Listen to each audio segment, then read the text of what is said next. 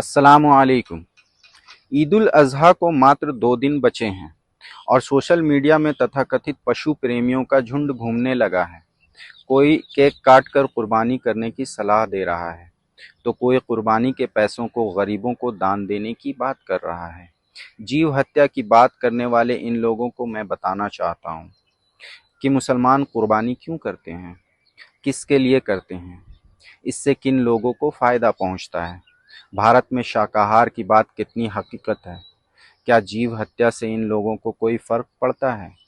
क्या केवल ईद पर मांस का सेवन होता है या अन्य धार्मिक त्योहारों पर भी इसका भरपूर लुत्फ़ उठाया जाता है? इन सब चीज़ों पर बात करने से पहले उन्हें ये जानना ज़रूरी है कि ईद पर कुर्बानी क्यों किया जाता है। मुसलमान ये कुर्बानी पैगंबर इब्राहीम अलैहिस्सलाम की सुन्नत पर अमल करते हुए अल्लाह की रज़ा के लिए करता है। पहले वह जानवर को अच्छी कीमत पर गरीब लोगों से खरीदता है, फिर उसे मोहब्बत के साथ पालता है, उसे खिलाता है, फिर उस जानवर को ईद उल अज़हा के दिन ज़बह करता है यानी कुर्बान करता है। उसका चमड़ा बेचने के बजाय वो मदरसों को या गरीबों को दे देता है ताकि मदरसा या गरीब लोग उस चमड़े को बेचकर अपने लिए ज़रूरत का सामान खरीद सकें। फिर मुसलमान उस कुर्बानी के गोश्त को 3 हिस्सों में बांटता है। पहला हिस्सा गरीबों में तकसीम करता है, दूसरा हिस्सा अपने पड़ोसियों और रिश्तेदारों को देता है और तीसरा हिस्सा खुद अपने लिए रखता है। अपने हिस्से से मेहमानों की खैर खिदमत भी करता है। तो अब सवाल ये उठता है कि क्या केक काटने से ये सब मुमकिन है? अब आते हैं आपके शाकाहार होने की बात पर। इसके बारे में जानने के लिए हमें नेशनल फैमिली हेल्थ सर्वे 2015-16 और भारत सरकार की जनगणना 2011 के आंकड़े देखने होंगे। नेशनल फैमिली हेल्थ सर्वे 2015-16 के अनुसार देश में केवल 30% महिलाएं और 22% पुरुष ऐसे हैं जो शाकाहारी भोजन खाते हैं। ये ऐसे लोग हैं कि जो मांस, मछली, अंडे नहीं खाते हैं।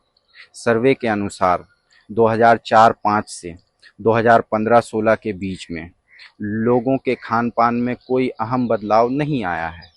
नेशनल हेल्थ डाटा के एक सर्वे के मुताबिक भारत के करीब 75% लोग महीना में कभी न कभी नॉनवेज का इस्तेमाल करते हैं। यानी भारत के 80% पुरुष और 70% महिलाएं अपनी डाइट में कभी न कभी अंडा, मछली, चिकन और मीट जैसे आइटम को शामिल करते हैं।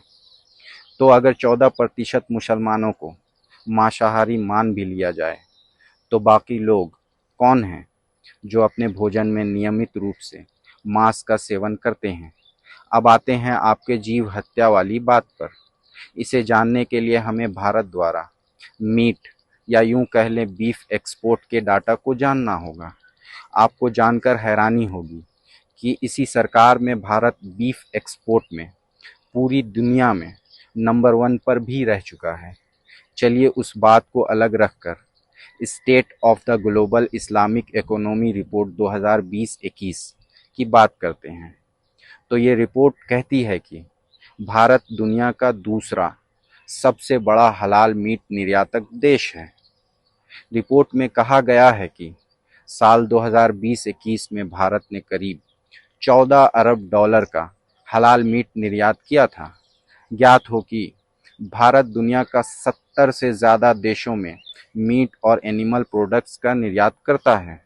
उधर सरकारी आंकड़े बताते हैं कि भारत ने वित्त वर्ष 2020-21 में केवल भैंसों का करीब 10 लाख मीट्रिक टन मीट दुनिया भर में निर्यात किया है, जिसकी कुल कीमत करीब 23,000 करोड़ रुपए थी। वहीं बीफ निर्यात 16 लाख टन से ज़्यादा किया गया था। सोचिए, क्या कभी किसी पशु प्रेमियों ने इस पर कोई बात की? जवाब है नहीं।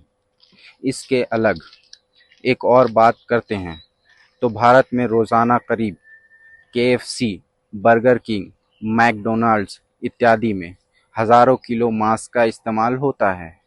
इनको खाने वाले किसी एक समुदाय के तो नहीं होते हैं, फिर जीव हत्या की बात करने वाले लोग इस पर कभी कोई सवाल करते हुए तो नहीं दिखते हैं। क्यों? बात अगर जीव हत्या की ही हो रही है तो तमाम तरह के कीटनाशक, चूहे मारने की दवाइयाँ इत्यादि चीज़ें भी खुलेआम मार्केट में मिलती हैं। क्या कभी कोई इस पर सवाल उठाता दिखता है? क्या इस पर भी जीव हत्या की बात की जाती है? जवाब है नहीं। अब आते हैं धार्मिक मान्यताओं की। तो बस एक छोटा सा सवाल है। कुछ दिन बाद सावन का महीना शुरू होने वाला है। अमूमन इस महीने में चिकन मटन की दुकानों पर भीड़ देखने नहीं मिलती है। मांस का दाम कम हो जाता है। कौन लोग हैं जो इस वक्त मांस का सेवन नहीं करते हैं? कुल मिलाकर बात इतनी सी है कि हर धर्म की अपनी मान्यताएं हैं। आप अपनी मानिए, दूसरों को अपनी मानने दीजिए। धन्यवाद।